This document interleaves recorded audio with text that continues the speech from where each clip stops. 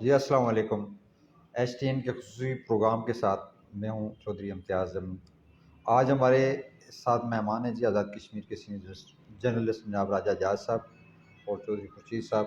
آج ہمارے موضوعات ہیں جی، ایک تو آزاد جموں کشمیر کے محکمہ تعلیم کے زیر اہتمام ذیلی ایلیمنٹری بورڈ میں جو جماعت پانچم اور اشتم کے رزلٹ کا اعلان کیا گیا ہے، تو ان میں سرکاری اسکولوں کے جو طلبات ہیں ان کا جو بھی رزلٹ ہے وہ انتہائی مایوس کن رہا ہے۔ اور دوسرا ہمارا موضوع ہوگا جی آزاد جموں کشمیر میں تحریک انصاف کی پارلیمانی پارٹی کے جو اسلام آباد میں اجلاس اس کا احوال جانیں گے ہم۔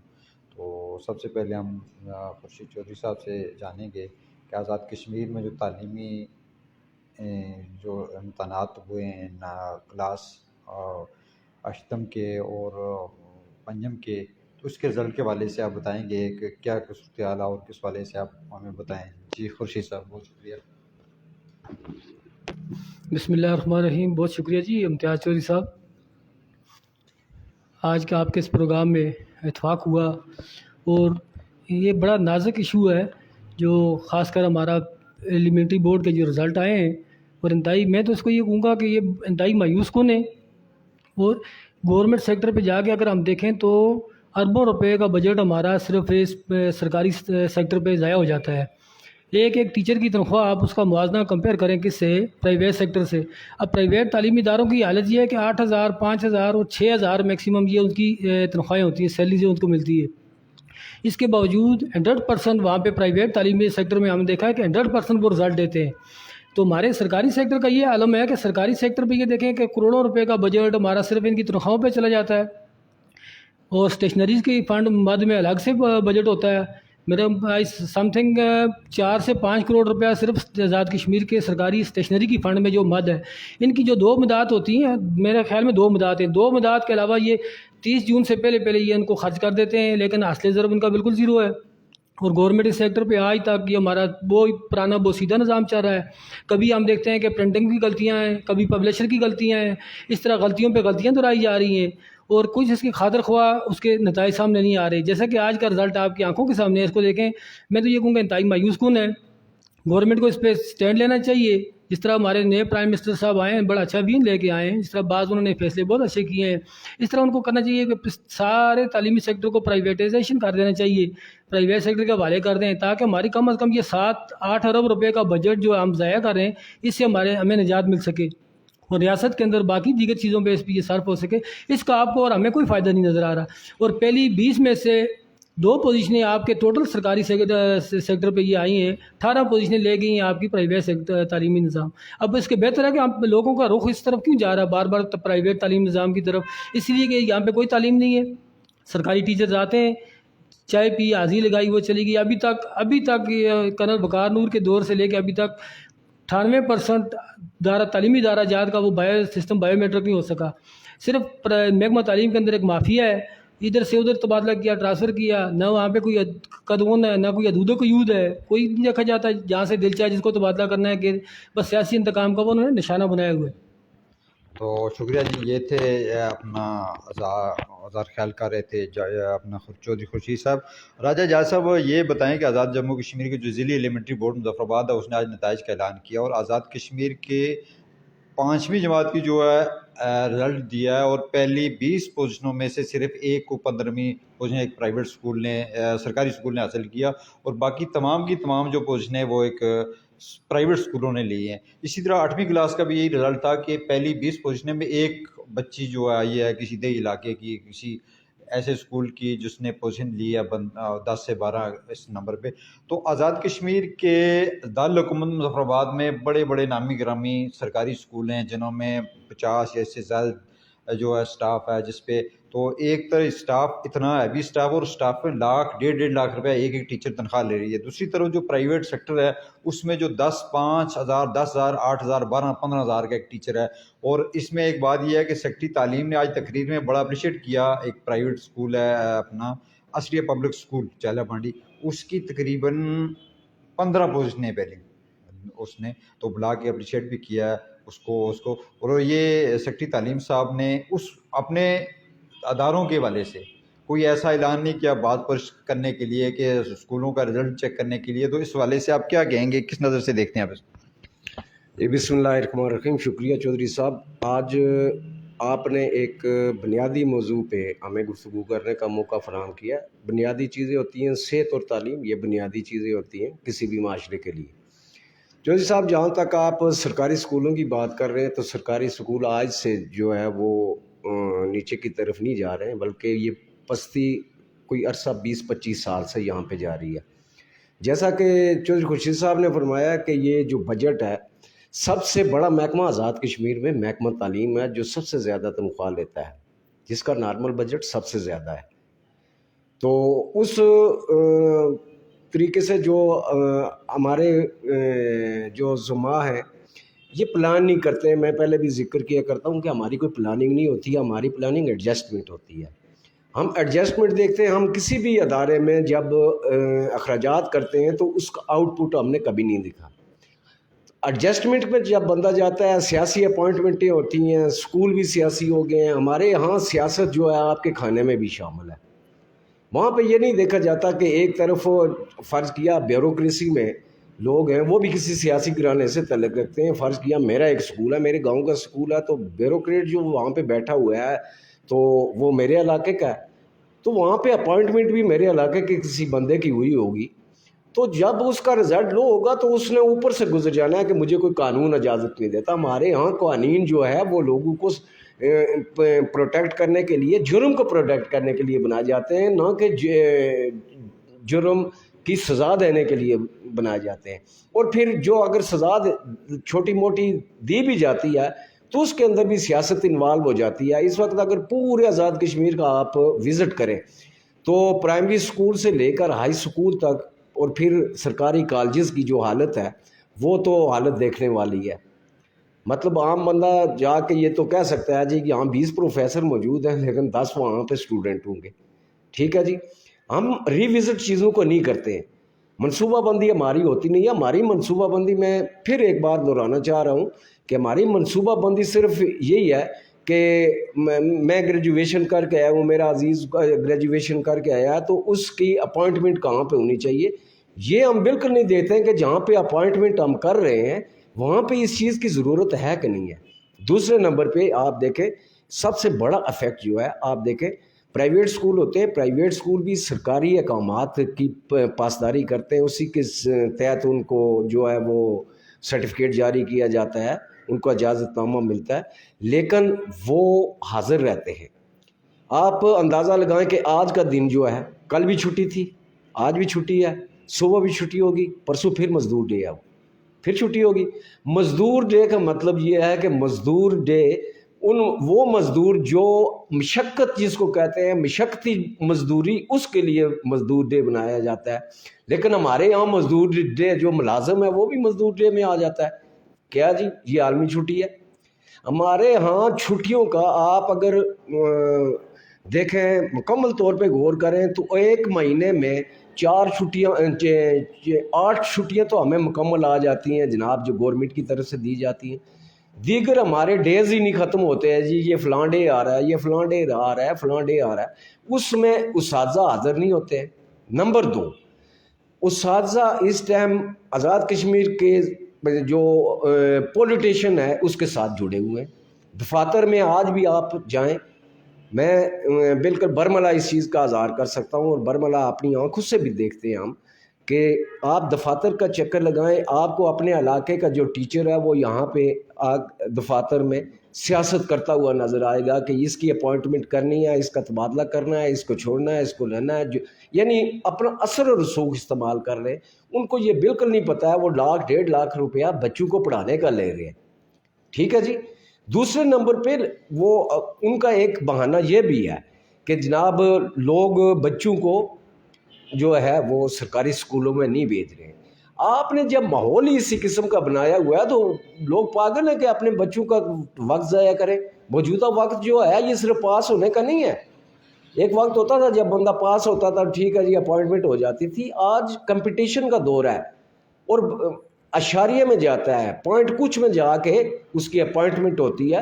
تو اس دوڑ میں میرے خیال میں موجودہ وقت میں جو سرکاری اسکولوں کی پوزیشن ہے وہ بالکل 0% ہے، اور اس 0% پہ محکمہ تعلیم کے جو ذمہ دار ہیں ان کو سوچنے کی ضرورت ہے۔ اگر وہ یہی سیاست کرتے رہے تو ایک وقت آئے گا کہ یہ محکمہ صرف اور صرف سیاست کے لیے، اور سیاسی میدان جو ہے یہ جو سرکاری عمارتیں جو بنی ہوئی ہیں اربوں روپے کی ان پہ لگے ہوئے ہیں، اور اربوں روپے ان پہ ابھی خرچ کیے جا رہے ہیں، ان کا آؤٹ پٹ کچھ بھی نہیں نکلے گا، اور یہ سیاسی میدان کھلائیں گے۔ جی راجہ صاحب یہ تھے راجہ اعجاز صاحب. ہم یہی سوال کریں گے خورشید چودھری صاحب سے. خورشید صاحب، آزاد کشمیر دارالحکومت مظفر آباد میں بڑے بڑے نامی گرامی سرکاری اسکول ہیں اور میں سینکڑوں کے سٹاف ہے، تو اس میں سے کوئی بھی سرکاری اسکول کا ایلیمنٹری بورڈ میں پوزیشن نہ آنے کے لیے کس والے سے دیکھتے ہیں، اور حکومت کو کیا، انتظامیہ محکموں کو کیا احساسات کرنی چاہیے تاکہ اسکول میں بہتری ہو اور لوگوں پر کا اعتماد محکمہ تعلیم کے نظام پر اعتماد بحال ہو؟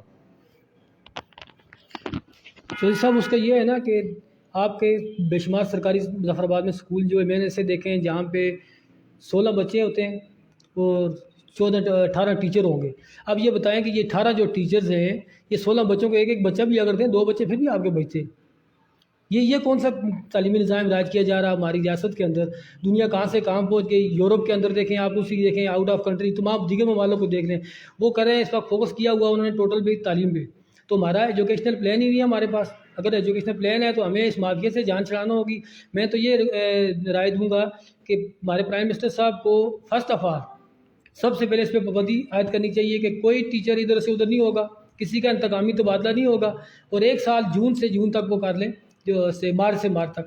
مارچ کے سیشن جو ہی تعلیمی سیشن ہمارا اینڈ ہوتا ہے اس پہ وہ اس کا رزلٹ منگوائیں ٹیچر متعلقہ سیکرٹری صاحبان سے، کہیں گے جی اس کا رزلٹ بھیجو تمام اسکولوں کو. جس اسکول کا رزلٹ اچھا نہیں آتا اس کو اٹھا کے بطور سزا وہ دور دراز پھینکے تاکہ اس کو پتہ چلے یار تعلیمی نظام کس طرح چلے گا، بچوں کو تعلیم کیسے دینی ہے. اب یہی ہے کہ کھیتوں کے اندر ہل چلانے والی بات ہے. بہت سارے آپ نے دیکھے سنبھال چلے جائیں، میں نے وزٹ کیا ہے وہاں پہ بھی دیکھا اسکول کی حالت ہی کچھ نہیں ہے.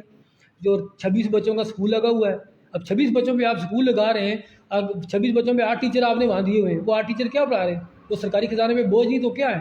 دوسری طرف دیکھیں آپ نے سیکشن افسر رکھا ہوا، 2 سیکشن افیسر ہیں آپ کے، ایک مقدمات کو الگ ڈیل کرتا ہے، دوسرا تبادلہ جات کو ڈیل کرتا ہے. کیا سیکشن افیسر آپ کے تبادلہ جات کے لیے رکھے ہوئے ہیں؟ ایک سیکشن افیسر پہ آپ کے اس وقت 1.5 لاکھ روپیہ تنخواہ جا رہی ہے. اس تنخواہ کے اندر آپ 1.5 لاکھ روپیہ اس کو دے رہے ہیں سیکشن افیسر کو. اس کے دیکھیں ٹیبل پہ جا کے دیکھیں ڈھیر ساری فائلیں پڑی ہیں. اور میں سیکرٹری تعلیم کے دفتر میں اکثر آتا جاتا رہتا ہوں. میں نے یہ دیکھا پچھلی بار میں نے وہ ایک سیکرٹری صاحب تھے، میں نے ان سے بھی یہ ریکویسٹ کی، میں نے کہا خدا رہا اس نظام کو بدلو، یہ ہماری نسل نو کا نظام ہے، ان نسلوں نے آگے جانا ہے، یہی ہمارا سرمایہ ہے، یہی سب کچھ ہے، ان کی بہتری کی کوئی اقدامات کریں. انہوں نے کہا جی اوپر سے فون آ جاتے ہیں، اگر ہم کسی کا تبادلہ نہیں کرتے تو اوپر سے فون آ جاتے ہیں کہ اس ٹیچر کو فلاں جگہ بھیج لیں. اب ہماری گراؤنڈ ریالٹی انہوں نے دیکھنی نہیں ہے. متعلقہ جو ایم ایل اے جو ووٹ لے کے آتے ہیں وہ ٹیچرز کے لیے آتے ہیں. مجھے آج بھی میر اکبر صاحب کی وہ بات یاد ہے، علامہ محمد بھائی میر اکبر صاحب نے کہا تھا کہ جی میں نے اپنے کارکنوں کو بلا کے سب سے پہلے پوچھا کہ مجھ سے آپ نے انتقامی تبادلے کروانے ہیں تو میں ڈیولپمنٹ آپ کی کچھ نہیں کروں گا، کسی کا کچھ کام نہیں ہوگا، کیونکہ 5 سالوں میں صرف یہی تبادلے ہی کرتا رہوں گا. لوگوں نے کہا جی ہمیں ڈیولپمنٹ چاہیے، تبادلے نہیں چاہیے. انہوں نے کہا ان کا منہ ہی بند ہو گیا، میں 5 سال اپنے کام کرتا رہا، میں نے کسی کا انتقامی تبادلہ نہیں کیا. بات یہ ہے کہ اس طرح کے بعض لوگ بھی اس طرح کی اصلاح کرنے کی کوشش کرنی چاہیے، جہاں سے اصلاح کا پہلو نکلتا ہو ہمیں اس کے ساتھ چلنا چاہیے ہوگا. اب ہمارا معاشرہ، یقین جانیے کہ ہمارا معاشرہ انتہائی بگڑا ہوا نظام ہے. بگڑے ہوئے نظام کو آپ سے بھی امیدیں وابستہ کی ہیں، مجھ سے بھی ہیں، باقی لوگوں سے بھی ہے. ہمارا فرض بنتا ہے کہ ہم روز اس پہ لکھیں، اسٹوریاں کریں، لائیو پروگرام لائیو چلائیں تاکہ لوگوں کو یہ پتہ چلے کہ ہماری نسل کس طرف جا رہی ہے. اب پرائیویٹ سیکٹر کے آپ دیکھا، پرائیویٹ سیکٹر کے اندر میں یہ کہہ رہا ہوں کہ پچھلے دوران ایک ڈپٹی کمشنر صاحب سے بات ہوئی، انہوں نے کہا جی آپ بچوں کو پرائیویٹ اداروں کے اندر کیوں بھیجتے ہیں، سرکاری اداروں کے اندر بھیجیں. میں نے کہا جی آپ پرائیویٹ نظام دیکھیں ان کا اور سرکاری نظام دیکھیں. انہوں نے کہا جی نظام تو اس طرح چلتا رہے گا، ڈوگرا دور سے چل رہا ہے. اب اس صورت میں تو یہ مایوس کن عمر ہے. یہ بات ہے جی، آپ نے ٹھیک کہا راجہ خورشید صاحب. ایک ایسا راجہ صاحب میں بتاتا چلوں کہ آزاد کشمیر میں محکمہ تعلیم میں 492 تقریریں کچھ جیلی صاحب کے لیے ایک کمیٹی بنائی گئی ہے. وہ بھی سیکرٹری صاحب نے کہا جی یہ اس کا کوئی ریکارڈ ہی نہیں ہے کہ اس کی سیکرٹری کی منظوری نہیں ہے، اس پہ کمیٹی بنائی ہوئی ہے، اس پہ بات کریں گے. تو ہم چلتے ہیں دوسرے موضوع کی طرف. آزاد کشمیر میں جو پیپلز تحریک انصاف کی جو پارلیمانی پارٹی ہے اس کا اجلاس طلب کیا ہوا تھا، جس نے نامزد قائد حزب اختلاف نے اور نئے صدر جماعت قیوم نیازی صاحب نے. اس کے حوالے سے بتائیں ہمارے ناظرین کو کیا اپڈیٹ ہے؟ جی یہ اجلاس جہاں تک میرے پاس اس کی خبر آئی ہے تو اس کے مطابق 2 نام تو خبر میں بھی نہیں لکھے ہوئے ہیں، نہ اس میں خواجہ فاروق صاحب کا نام لکھا ہوا ہے اور نہ ہی اس میں قیوم نیازی صاحب ہیں، اور 4 لوگ جو ہیں وہ لکھے ہوئے ہیں جی کہ انہوں نے ٹیلی فونک شرکت کی۔ یہ کچھ ہم نے نیا ہی دیکھا ہے، ہر روز آپ کو کچھ نیا دیکھنے کو مل رہا ہے۔ تو 4 لوگوں نے اس میں ٹیلی فونک شرکت کی، 4 لوگ وہاں پہ موجود تھے اور ایک میرے خیال میں ان کے جنرل سیکرٹری وہاں پہ موجود تھے، ان کا نام بھی نہیں لکھا ہوا، لیکن ظاہر ہے پارلیمانی بورڈ ہے تو جماعت کا پارلیمانی اجلاس ہے تو اس میں ظاہر ہے وہ بھی ہوئے ہوں گے۔ تو میرے ذاتی خیال کے مطابق یہ ویسے ہی یہ جو پی ٹی آئی کے پارلیمانی اجلاس یا دوسرا تیسرا ہیں یہ اس وقت تک ہیں جس وقت تک اسپیکر کا انتخاب نہیں ہوتا، اور اس کے بعد یہ پارلیمانی اجلاس میرے ذاتی خیال کے مطابق اس وقت ختم ہو جائیں گے جس وقت یہ وزارتیں تقسیم ہوں گی۔ تو میرے ذاتی خیال کے مطابق جناب پی ٹی آئی کا وجود جو ہے وہ ابھی جزوی طور پہ ہی رہ گیا، صرف نام کی یہاں پہ جماعت رہ گئی ہے، باقی اس کے اندر میرے خیال میں مجھے تو کچھ بھی نہیں نظر آتا کہ یہ جماعت رہ گئی ہے، صرف قیوم نیازی صاحب کو دوبارہ یہاں پہ ایڈجسٹ کیا گیا ہے، اور اس طرح کا کوئی فگر بھی اس میں موجود نہیں ہے۔ بیرسٹر صاحب نے بھی فی الحال چپ سادھ لی ہوئی ہے، ٹھیک ہے جی، وہ بھی اس طرح سے ہیڈ نہیں کر رہے ہیں کہ جس طرح ایک جماعت کے جو سرکردہ لوگ ہوتے ہیں اس کو ہیڈ کر رہے ہوتے ہیں، کہیں اکٹھا کر رہے ہوتے ہیں۔ یہاں ہر ایک کا اپنا اپنا قبلہ ہے، چاروں اطراف کھیل رہے ہیں، جہاں پہ ان کو اپنا فائدہ نظر آئے گا اسی طرف جائیں گے۔ موجودہ 1-2 ایم ایل ایز ہیں جو پہلے اس میں موجود نہیں تھے، جو اجلاس بلایا گیا تھا چیئرمین تحریک انصاف کی جانب سے، تو نئے 2-3 اس میں بھی شامل ہوئے ہیں جنہوں نے خبر کے مطابق جو ہے وہ ٹیلی فونک شرکت کی ہے۔ تو ٹیلی فونک شرکت کا جو ہے نا، ایک تو ٹیلی فونک خطاب ہوتا تھا کسی زمانے میں، آج ہمیں نئی بات دیکھنے میں ملی ہے کہ جناب ٹیلی فونک شرکت جو ہے وہ ممبر کر رہے ہیں۔ جی ٹیلی فون خدمت کر رہے ہیں جناب خورشید صاحب، یہ ٹیلی فونک شرکت کیا ہوتی ہے؟ تو ٹیلی فون شرکت سے کیا مراد ہے اور کیا سمجھتے ہیں کتنے امیدوار ہیں، کتنے ممبران اس وقت تحریک انصاف کے ساتھ؟ تو اس پہ آپ آگے کیا مستقبل ہے ان کا؟ یہ ٹیلی فونک شرکت جو ہوتے ہیں، ہم نے آزاد کشمیر کی پارلیمانی تاریخ میں 2-3 بار پہلے بھی اس کا نام سنا ہے۔ ٹیلی فونک شرکت یہ ہوتی ہے کہ جب آپ کہیں اس کی اگر اصل ڈیفینیشن آپ لیں نا کہ آپ جب بیمار ہیں، ہاسپٹل میں، گھر میں، آؤٹ آف کنٹری ہیں، آپ شرکت نہیں کر سکتے بعض ناگزیر وجوہات کی بنا پہ، تو وہ ہوتا ہے کہ میری حاضری آپ لگا دیں تو میں آپ کے اجلاس کو منون تسلیم کرتا ہوں، اجلاس میں کیے گئے جملہ جو ہے وہ فیصلے ان کو مندرجات ہیں مجھے قابل قبول ہیں۔ لیکن یہ جو قابل قبول کی ٹیلی فونک شرکت کا ڈرامہ ادھر پی ٹی آئی کی طرف سے دیکھنے کو ملا ہے، یہ اس کی تشریح یوں ہے کہ یہ لاہور میں زمان پارک میں جو اجلاس ہوا تھا اس میں 7 ممبران نے شرکت کی، اب وہ ایک دانہ وہاں سے گر گیا، آج ہم اس کو ڈھونڈ رہے ہیں 7واں آدمی کدھر گیا، اس نے شرکت ہی نہیں کی اجلاس میں، پارلیمانی پارٹی کے اجلاس میں۔ تو دوسری طرف خواجہ صاحب وہ اس کو یونائٹ کرنے کی بہت کوشش کی، گزشتہ پورے ہفتے سے وہ لگے ہوئے ہیں، بھاگ دوڑ میں مسلسل ان کے رابطے ہیں میرے ذرائع کے مطابق۔ ابھی تھوڑی دیر پہلے ایک پارٹی کے عہدیدار سے میری بات چیت ہو رہی تھی، آف دی ریکارڈ نام ظاہر نہ کرنے پہ، انہوں نے کہا جی ہمارا مستقبل کیا ہے، ہمارا فیچر کیا، ہم ادھر جائیں گے نہ، ادھر بھی وزارت نہیں ہے، ہم ووٹ لے کے لوگوں سے آئے تھے 5 سال کے لیے، لوگوں نے ہمیں بھیجا تھا یہ مینڈیٹ دے کہ ہم لوگوں کے کام کاج کریں گے، ٹوٹی نلکے کی سیاست تو پاکستان میں چلتی ہے۔ انہوں نے کہا جی آج ادھر کیا کریں گے، ادھر جائیں گے تو ادھر ہم فارغ ہو رہے ہیں، ادھر جائیں تو ادھر سے فارغ ہیں، تو اس صورت میں ہم نے معذرت کی ہے ان سے کہ ہم نے شرکت نہیں کر سکتے۔ تو دوسری صورت یہ ہے کہ بیرسٹر سلطان محمود صاحب میری معلومات کے مطابق وہ اب سارے کھیل کا تماشا دیکھ رہے ہیں خاموش ہو کے، اور وہ اس وقت اپنی سابقہ حیثیت میں واپس جانے کو تیار ہیں۔ ان اپنے قریبی رفقا سے، سیاسی ماہرین سے مشاورت بھی کی ہے، انہوں نے کہا جی میں اپنی پی ایم ایل این کو دوبارہ سے آن کر رہا ہوں، کیونکہ میرے پاس وہی جماعت ہے، یہ پاکستان کا نظام جو ہے بڑا مشکل ہے، تو نہ ادھر کرے نہ ادھر کرے، اب صدارت سے بھی میرے حال میں وہ کچھ دنوں بعد فارغ ہو جائیں گے۔ تو یہ خواجہ صاحب نے ان کو بڑی کوشش کی ہے، لیکن خواجہ صاحب کی کسی نے نہیں سنی، پارلیمانی پارٹی کے اجلاس میں شرکت نہیں کی۔